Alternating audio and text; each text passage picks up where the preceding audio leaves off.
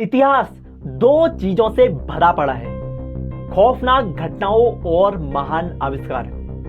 16 जुलाई 1945 की सुबह Manhattan project के डायरेक्टर और भौतिक वैज्ञानिक जे रॉबर्ट ओपनहाइमर ने न्यू मैक्सिको के रेगिस्तान में पहला परमाणु बम विस्फोट होते देखा। यह विस्फोट इतना पावरफुल था कि इसने आसमान को एक बार चमकने पर जरूर मजबूर कर दिया।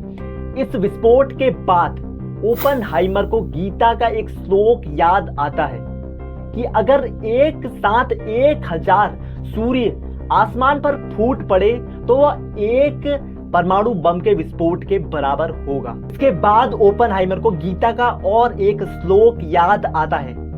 श्री कृष्ण विष्णु के विकराल अवतार में अर्जुन से कहते हैं, मैं विनाशक बन गया हूं, मैं मृत्यु बन गया हूं। ओपनहाइमर ने जिस तकनीक को डेवलप किया था, जब उसी तकनीक परमाणु बमों से जापान के नागासाकी और हिरोशिमा शहरों को बर्बाद कर दिया गया, लाखों लोग पल भर में मारे गए, तब ओपनहाइमर को लगा कि मेरे हाथ खून से रंगे हुए हैं। ओपनहाइमर ने खुद से कहा, मैं मृत्यु बन गया हूं, मैं विनाशक बन गया हूं। इसीलिए मैंने आपसे शुरू में ही कह दिया था कि इतिहास महान आविष्कारों और उन्हीं आविष्कारों के कारण होने वाली खौफनाक घटनाओं से भरा पड़ा है। अब बात करते हैं कि परमाणु बम का आखिरकार आविष्कार किया ही क्यों गया, जब यह इतना विनाशक था। तो इससे पहले हमें परमाणु बम के इन्वेंटर ओपनहाइमर के बारे में जानना होगा। तो चलिए जानते हैं। ओपनहाइमर, जिनका पूरा नाम जे रॉबर्ट यानी कि जूलियस रॉबर्ट ओपनहाइमर था, इनका जन्म 22 अप्रैल 1904 को न्यूयॉर्क के एक शहर में हुआ था। इनके पिताजी एक कपड़ा व्यापारी और मां एक चित्रकार थी। अपने छात्र जीवन में ओपनहाइमर ने हार्वर्ड की एक यूनिवर्सिटी से अपनी पढ़ाई की और इस दौरान उन्हें फिजिक्स, केमिस्ट्री, ग्रीक, लैटिन और संस्कृत जैसे सब्जेक्ट में काफी इंटरेस्ट था। अपना छात्र जीवन पूरा करने के बाद ओपनहाइमर ने इंग्लैंड की कैम्ब्रिज यूनिवर्सिटी में क्वांटम फिजिक्स के एक अलग ही दुनिया में प्रवेश किया। इसके बाद ओपनहाइमर ने काफी कम उम्र में अपनी पीएचडी की पढ़ाई पूरी कर ली। अपनी पढ़ाई पूरी करने के बाद ओपनहाइमर ने लॉस एंजलिस और कैलिफोर्निया यूनिवर्सिटी में एक प्रोफेसर का पद संभाला। वहां उन्होंने अपने स्टूडेंट के बीच, आने वाली भौतिक विदों के बीच अपना एक गहरा प्रभाव डाला। इसी के साथ साथ किसी भी प्रॉब्लम से, किसी भी चुनौती से लड़ने के लिए ओपनहाइमर ने उस समय की मेन 6 भाषाएं Greek, Latin, French, Dutch, German और संस्कृत सीखी। अब जानते हैं कि आखिरकार परमाणु बम का आविष्कार क्यों किया गया। ये कहानी है उस समय की जब जर्मनी प्रथम विश्व युद्ध हार चुका था। जर्मनी में इकोनॉमिक क्राइसिस, भूखमरी जैसे प्रॉब्लम्स चल रहे थे। तो उस समय एक ही आदमी था जो डूबते जर्मनी की नैया को पार लगा सकता था।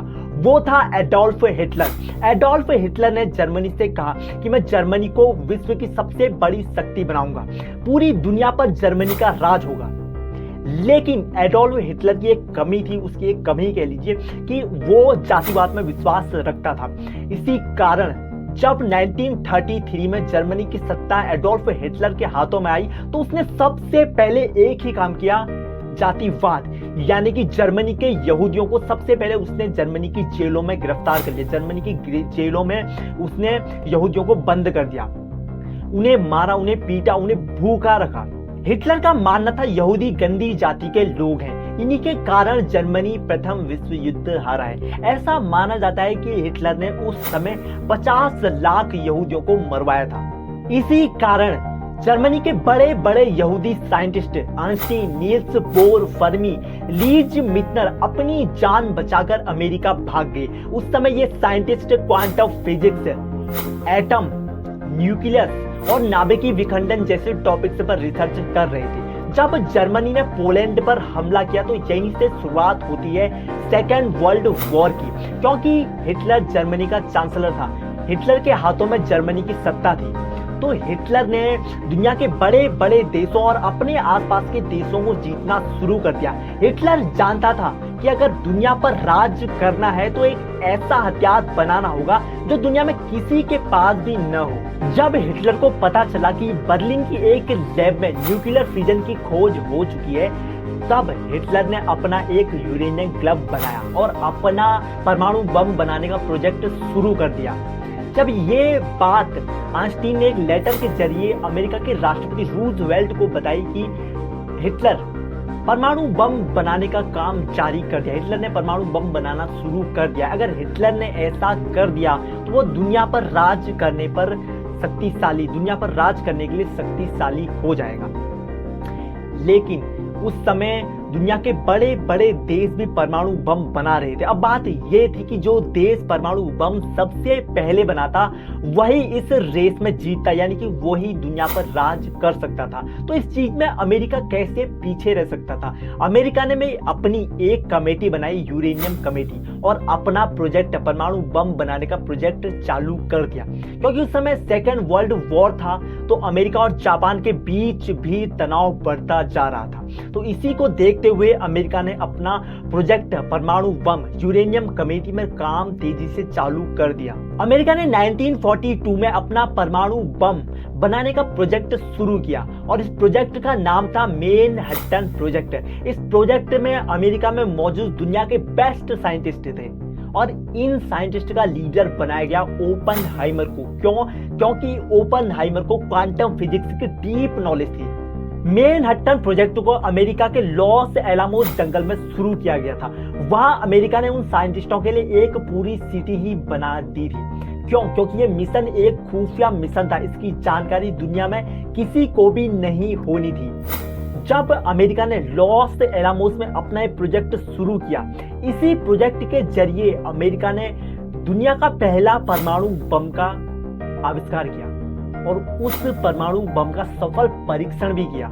अब आप सोच रहे होंगे कि परमाणु बम की आखिरकार परमाणु बम के पीछे की साइंस क्या है? सो बेसिकली परमाणु बम न्यूक्लियर फिजन, नाभिकीय विखंडन के प्रिंसिपल पर काम करता है। नाभिकीय विखंडन, जिसमें एक बहुत बड़ा नाभिक एक बहुत बड़े एटम पर जब छोटे छोटे न्यूट्रॉन्स का अटैक कराया जाता है तो बड़ा नाभिक छोटे छोटे नाभिकों में टूट जाता है और इसके साथ साथ बहुत बड़े अमाउंट में एनर्जी रिलीज होती है। इतनी एनर्जी हमारे सन के पास भी नहीं। जब परमाणु बम का अमेरिका द्वारा सफल परीक्षण किया गया तो उस समय ओपनहाइमर काफी खुश हुए।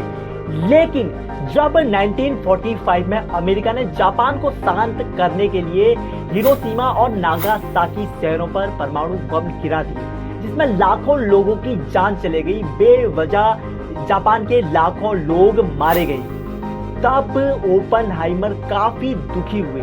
उन्होंने मैनहट्टन प्रोजेक्ट के लीडर के पद से इस्तीफा दे दिया। अपने इस दुख के बाद ओपनहाइमर ने परमाणु बमों को लगातार बैन करने की मांग की। ओपनहाइमर हर उस काम का विरोध करते जो परमाणु बमों को बनाने के लिए किया जाता। उस समय इसके बाद परमाणु बम जब बन रहे थे तो उसके बाद एक टेक्नोलॉजी और हाइड्रोजन बम बनाने की टेक्नोलॉजी पर भी काम किया जा रहा था, तो ओपनहाइमर ने उसका भी खुलकर विरोध किया।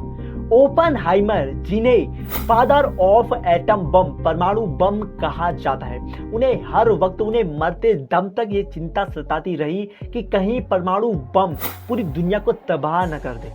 अब आप मुझे कमेंट करके ये बताना कि क्या ओपनहाइमर का ऐसा सोचना सही था?